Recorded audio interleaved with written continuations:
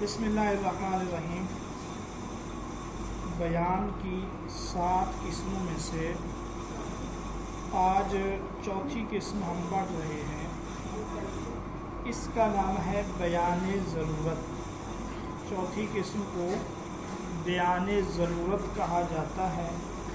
بیان ضرورت کی جو تعریف ہے وہ یہ ہے کہ بیان ضرورت وہ بیان ہے جو بطور ضرورت خود بخود ہو جائے۔ بیان ضرورت وہ بیان ہے جو بطور ضرورت خود بخود ہو جائے۔ اس کا مطلب یہ ہے کہ مخاطب جو کلام کرتا ہے اس کلام کے اقتضاء سے، اس کلام کے تقاضے اور ضرورت سے جو خود بخود ثابت ہو جائے، اس کو بیان ضرورت کہا جاتا ہے۔ آپ اس کو مثال سے سمجھ جائیں گے۔ سورۃ النساء میں اللہ پاک نے جہاں وراثت کے احکام بیان کیے، ایک صورت یہ ہے کہ مرنے والے کے ورثاء میں صرف ماں باپ، ایک صورت کہ اور کوئی اس کا وارث نہیں ہے سوائے ماں باپ کے، تو اللہ نے فرمایا وَوَارِثَهُ أَبَوَاهُ کہ اس صورت میں جب اولاد نہ ہو، کچھ اور نہ ہو، تو اس کے وارث اس کے والدین ہوں گے۔ آگے اللہ نے بیان فرمایا حصہ فَلِأُمِّهِ السُّدُسُ، میت کی ماں کے لیے 1 سدس ہے۔ میت کی ماں کے لیے 1 سدس ہے، 1/3 ہے۔ باپ کا حصہ یہاں پر بیان نہیں ہوا، لیکن یہاں ضرورتاً خود بخود بیان ہو گیا کہ وارث چونکہ 2 ہیں، ماں کے لیے 1/3 ہے، تو باقی جو بھی ہوگا وہ باپ کا ہوگا۔ مثلاً میں آپ لوگوں سے ایک سوال کرتا ہوں 2 آدمیوں سے کہ قرآن میں کتنے سجدے ہیں، تو ایک جواب دیتا ہے 14 اور دوسرا جواب دیتا ہے 16۔ میں اس کے جواب میں کہتا ہوں جس نے 14 کہا کہ آپ کا جواب درست ہے، آپ کا جواب درست ہے، یہ بیان ہے کہ جو دوسرا جواب ہے وہ غلط ہے۔ اس کو بیان ضرورت کہا جائے۔ بات سمجھ آ گئی ہے آپ لوگوں کو؟ اب دیکھیے، اس میں کسی اجتہاد، کسی استنباط کی ضرورت نہیں ہے، محض کلام سے ہی، الفاظ سے ہی خود بخود آپ مفہوم سمجھ جاتے ہیں۔ یہ بیان ضرورت۔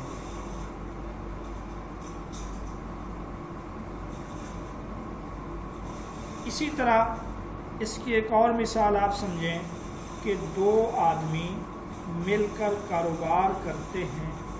مثلا ایک شخص کسی کو پیسہ دیتا ہے، دوسرا اس میں کاروبار کرتا ہے، جس کو اصطلاح میں مضاربت کہا جاتا ہے۔ یعنی ایک شخص کا مال ہو، دوسرے کی محنت ہو، دوسرا کاروبار کرے۔ اب یہاں پہ وہ پیسہ دینے والا یہ کہے کہ یہ پیسے ہیں، آپ کاروبار کرو، 40% میرا ہے نفع میں سے، تو 40% میرا ہے، یہ بیان ہے کہ باقی جو 60% ہیں وہ آپ کے۔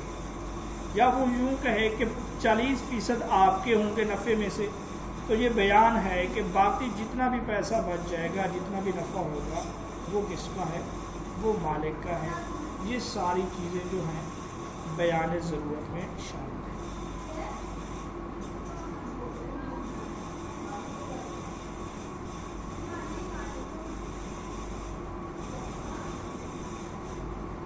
ٹھیک ہے، بات سمجھ آ گئی؟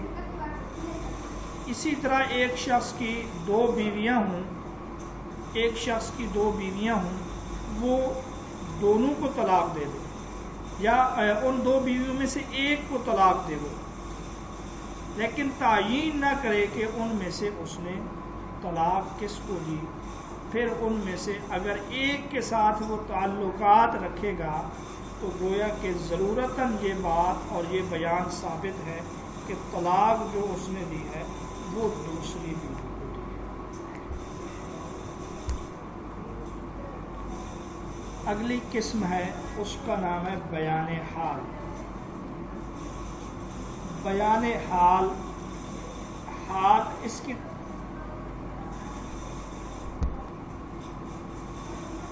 بیان ضرورت کا حکم یہ ہے کہ چونکہ یہ بیان بطور ضرورت کے ثابت ہے، اس لیے جہاں تک ضرورت ہے اس کو ثابت کیا جائے گا، ضرورت سے زائد اس میں تجاوز نہیں کیا جائے گا۔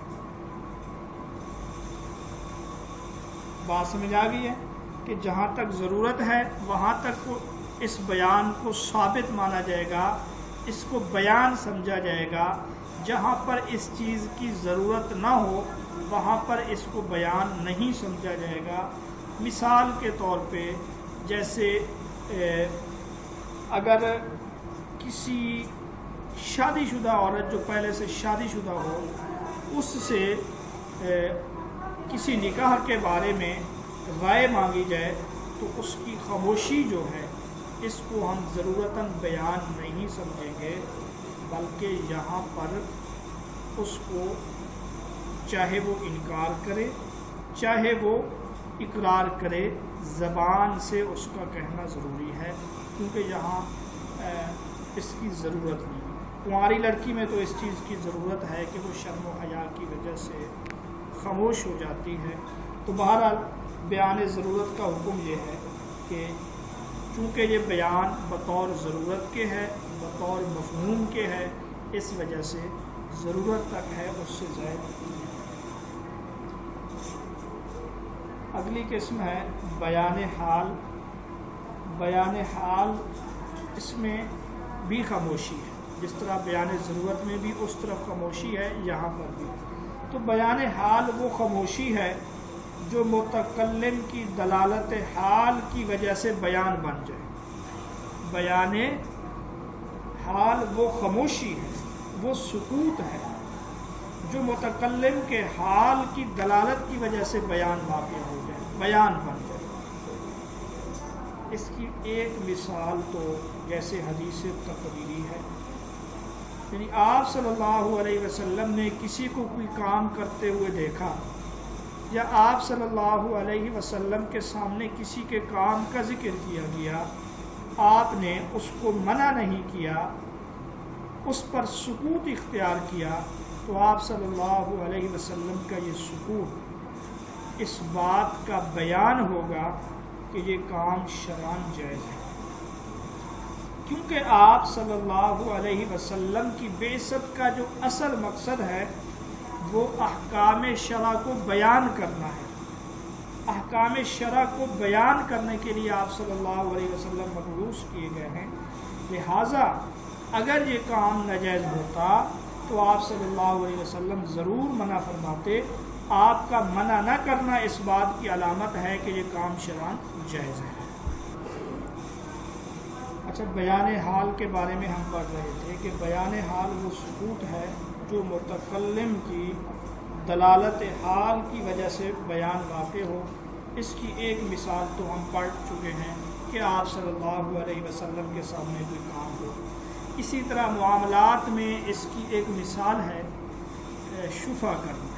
شفع کے بارے میں آپ جانتے ہوں گے، شریعت نے جو زمین جن کی آپس میں متصل ہے، شریعت نے پڑوسی کو، ساتھ والے کو یہ حق دیا ہے کہ اگر وہ زمین بیچ رہا ہو تو آپ شفع کر سکتے ہیں، یعنی جتنی قیمت پر وہ کسی اور کو بیچ رہا ہے آپ اس کے ساتھ متصل ہیں، آپ کا حق زیادہ ہے، آپ خود اس کو خرید سکتے ہیں اگر چاہیں تو۔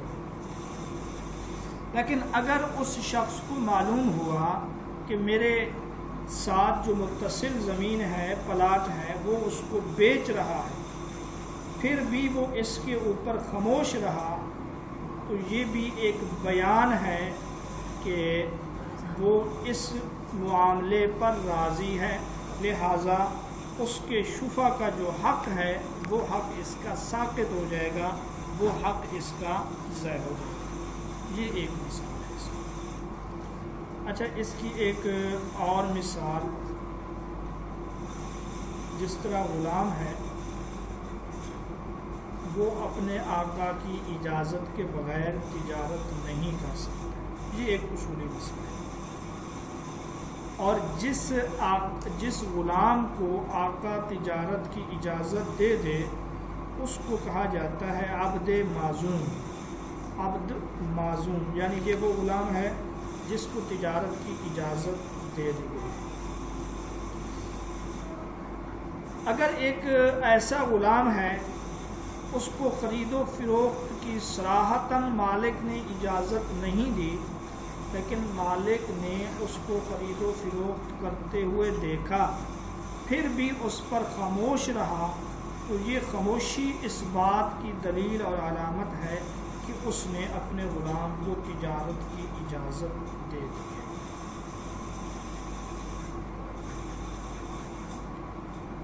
اسی طرح عاقلہ بالغہ کا نکاح اس کی مرضی کے بغیر جائز نہیں ہے۔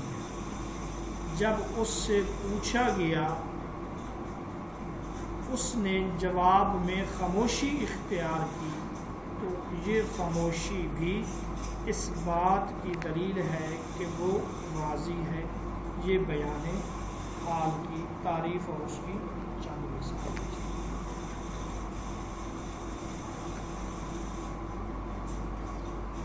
ٹھیک ہے بھائی، بات سمجھ آ گئی ہے۔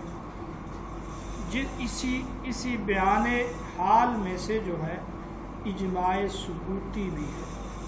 اجماع سکوتی کے بارے میں آپ جانتے ہیں کہ جب کچھ مجتہد یا ایک مجتہد کے اجتہاد یا کچھ لوگوں کی اتفاق کا پتہ دیگر مجتہدین کو پہنچے اور وہ دیگر مجتہدین اس مسئلے میں خاموش رہیں، یعنی کچھ مجتہد تو صراحت کر دیں، اپنا اجتہاد لوگوں کے سامنے رکھ دیں، دیگر مجتہد اس پر خاموشی اختیار کریں، تو یہ خاموشی اس بات کی دلیل ہوگی کہ یہ مسئلہ اجماعی ہے، یہ مسئلہ اتفاقی ہے، اور اس کو اجماع سکوتی کا نام دیا گیا۔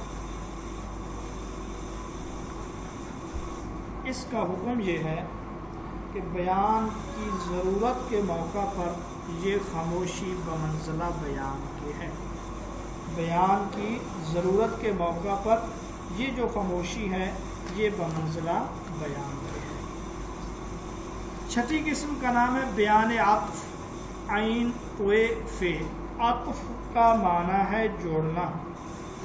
بیان عطف، عطف کا معنی ہے جوڑنا۔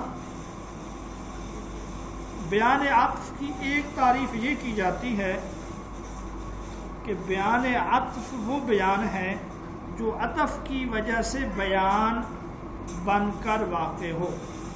بیان عطف وہ بیان ہے جو عطف کی وجہ سے بیان بن کر واقع ہو۔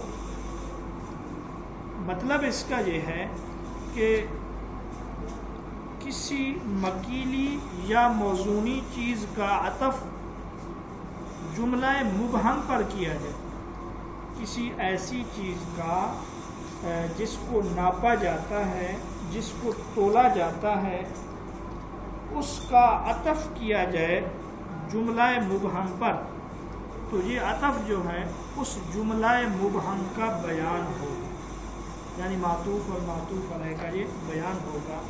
آپ اس کو مثال سے سمجھیں۔ مثلا کوئی شخص یہ کہے لفلان علیہ میاں، فلاں کے میرے اوپر 100 ہیں۔ اب یہ ایک مبہم چیز ہے، 100 روپے ہیں، 100 کپڑے ہیں، 100 جوتے ہیں، لیکن اس نے پھر اس پر عطف کیا و درہم، تو دیکھیں درمیان میں وہ عطف کہا جاتا ہے۔ اب اس سے یہ سمجھا جائے گا کہ مجھ پر 100 اور 1 درہم ہے، گویا کہ پچھلا جو 100 ہے وہ اسی درہم کے جنس سے ہے، وہ جو معطوف ہے وہ بھی معطوف علیہ کے جنس سے ہے، اس کو بیان عطف کہا جاتا ہے۔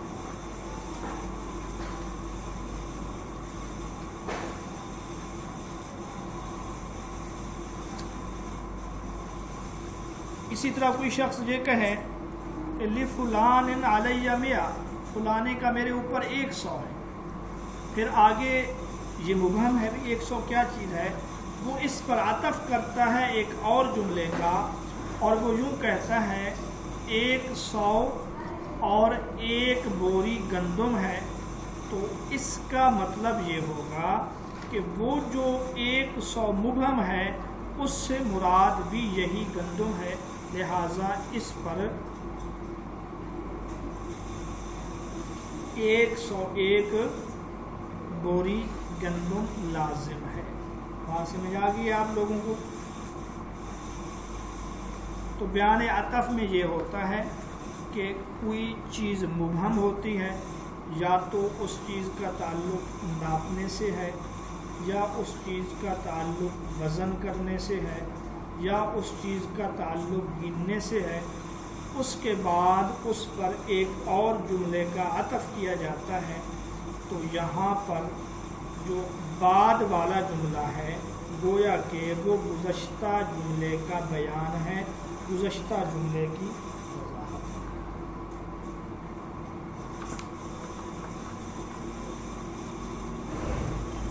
اس کا حکم کیا ہے؟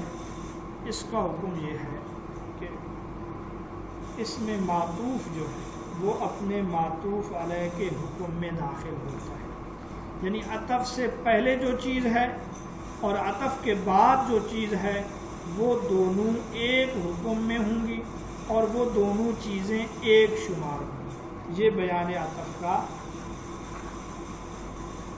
حکم ہے۔ ٹھیک ہے، یہ بات سمجھ آ گئی تو پھر ہم آگے بڑھتے ہیں۔ چلے میں ایک بار پھر سے اس کو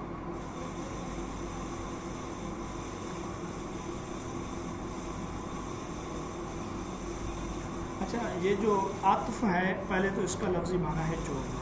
کلام عرب میں دو جملوں کو یا دو چیزوں کو آپس میں جوڑا جاتا ہے وہ حرف عطف کے ذریعے، اور آپ کو یہ بھی پتہ ہوگا حروف عاطفہ کی تعداد وہ جو ہے 10 ہے۔ اب اس کی جو اصطلاحی تعریف یہاں پر کی جاتی ہے وہ یہ ہے کہ کسی مبہم جملے پر کسی مکیلی یا موزونی چیز کا عطف کرنا، یعنی ایک جملہ مبہم ہے اس پر کسی ایسی چیز کا عطف کرنا جو مکیلی ہو، مکیل سے مراد اس کو جو ہے ماپا جاتا ہو، اور موزونی سے مراد اس کا وزن کیا جاتا ہے، اس چیز کا کیا کرنا؟ عطف کرنا۔ اب اس کی جو مثال ہے، مثلا کوئی شخص اپنے اوپر اقرار کرتے ہوئے یہ کہتا ہے کہ میں نے فلانے کا 100 اور 1 درہم دینا ہے۔ پہلے اس نے کہا 100، اب یہ 100 ایک جملہ ہے جو مبہم ہے، 100 کیا چیزیں ہیں، لیکن اس پر اس نے عطف کیا درہم کا، تو اب ہم یہ سمجھیں گے کہ اس سے پہلے والا جو جملہ ہے اس سے بھی یہی چیز مراد ہے۔ اسی طرح کوئی شخص کہے کہ میں نے فلانے کا 100 اور 1 بوری دینی ہے گندم، تو اب 100 یہ مبہم ہے، لیکن جب اس کے بعد اس نے کہا 1 بوری، تو اب ہم یہ کہیں گے کہ جو حکم معطوف علیہ کا ہے وہی حکم معطوف کا بھی ہوگا۔ جس طرح 1 بوری ہے اسی طرح 100 سے مراد بھی بوریاں ہیں، جس طرح 1 درہم سے مراد 1 درہم ہے، تو 1 درہم سے پہلے جو اس نے 100 کا لفظ بولا ہے اس سے مراد بھی 100 درہم ہی ہو۔ ٹھیک ہے، آپ بات سمجھ آ گئی؟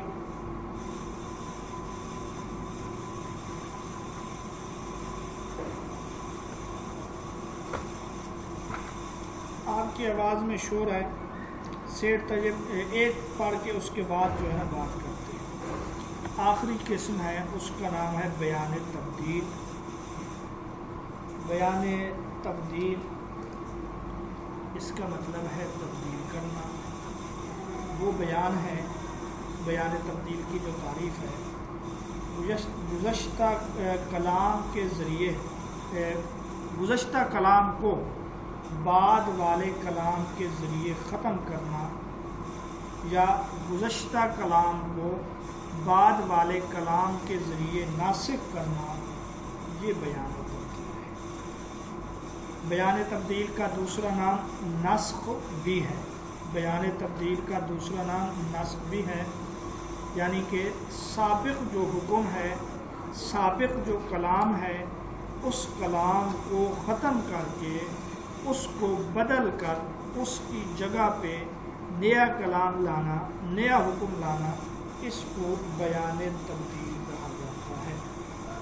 بیان تبدیل کی جتنی بھی منسوخ آیات ہیں وہ سب بیان تبدیل کی مثالیں ہیں، اور اس کا حکم یہ ہے، بیان تبدیل کی اجازت صرف شارع کو ہے، اللہ اور اس کے رسول کو ہے، اس کے علاوہ کسی اور کو اس کا اختیار نہیں ہے۔ بیان تبدیل جس کا دوسرا نام نسخ بھی ہے، گزشتہ کلام کو، سابقہ کلام کو نئے کلام کے ذریعے ختم کر دینا، یعنی سابقہ کلام کو منسوخ کر دینا نئے کلام کے ذریعے، یا گزشتہ حکم کو ختم کر دینا نئے حکم کے ذریعے، یہ بیان تبدیل کی تعریف ہے۔ اور بیان تبدیل کا حکم یہ ہے کہ یہ بیان شارع کے لیے جائز ہے، یعنی اللہ اور اس کے رسول صلی اللہ علیہ وسلم کو تو یہ حق ہے کہ وہ کسی چیز کو منسوخ کریں، اس کے علاوہ کسی اور کو حق حاصل نہیں ہے۔ آپ اس کی مثال سمجھیں، جیسے مسلمان ابتداءً بیت المقدس کی طرف رخ کر کے نماز پڑھتے تھے، پھر اس حکم کو ختم کر دیا گیا اور مسلمان بیت اللہ کی طرف رخ کر کے نماز پڑھتے ہیں۔ اسی طرح آپ صلی اللہ علیہ وسلم نے فرمایا، کنت نہیتکم عن زیارت القبور الا فزوروہا، کہ میں تمہیں قبروں کی زیارت سے منع کیا کرتا تھا، اب تم ان کی زیارت کر سکتے ہو، یعنی اب تم قبرستان جا سکتے ہو۔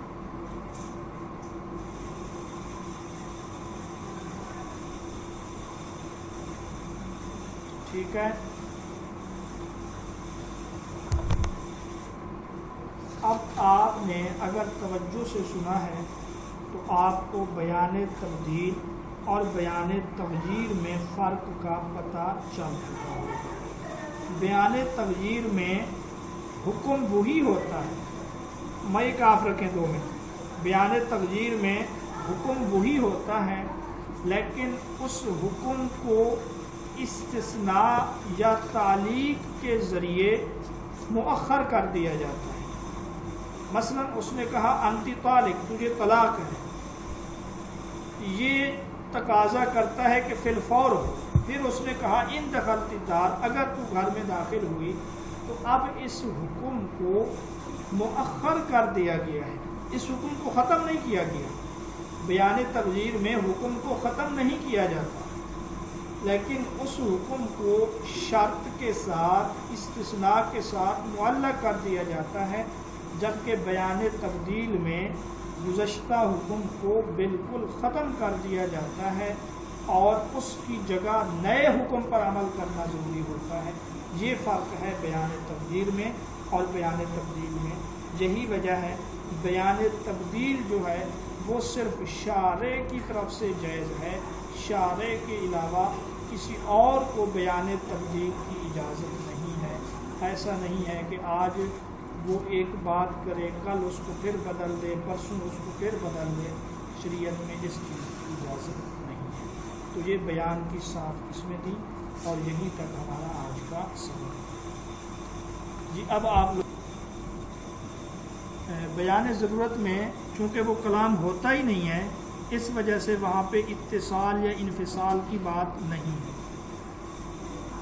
یہ اس کلام کے مفہوم سے سمجھ میں آتا ہے، لہٰذا یہ آپ کہہ سکتے ہیں یہ ہر صورت میں، یعنی متصلاً ہو منفصلاً ہو، جس طرح بھی ہو، بیان ضرورت کو بقدر ضرورت ثابت کیا جائے۔